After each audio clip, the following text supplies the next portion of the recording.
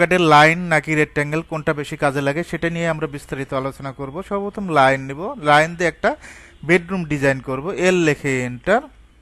এই পয়েন্ট থেকে আমরা নেব 10 ফিট, এদিকে 10 ফিট, একটা বেডরুমের আকার 10 ফিট বাই 10 ফিট, এদিকে 10 ফিট।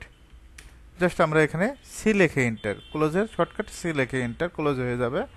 এখন আমরা এটা রেক্ট্যাঙ্গেল দিয়ে করব, এই কাজটাই রেক্ট্যাঙ্গেল দিয়ে করব। আর ইসি লিখে এন্টার, ফার্স্ট পয়েন্ট ক্লিক, এদিকে 10 ফিট, অবশ্যই ফিট দিবেন, তারপরে কমা দিবেন, আর একদিকে 10 ফিট।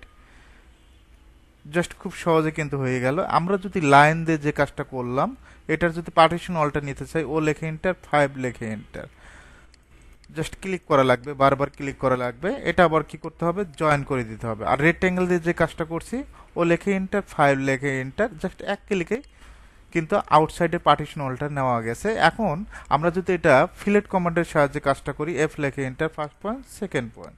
সবচেয়ে সহজ পদ্ধতি হলো রেক্ট্যাঙ্গেল দিয়ে কাজ করা। তো আশা করি রেক্ট্যাঙ্গেল দিয়ে কাজ করবেন।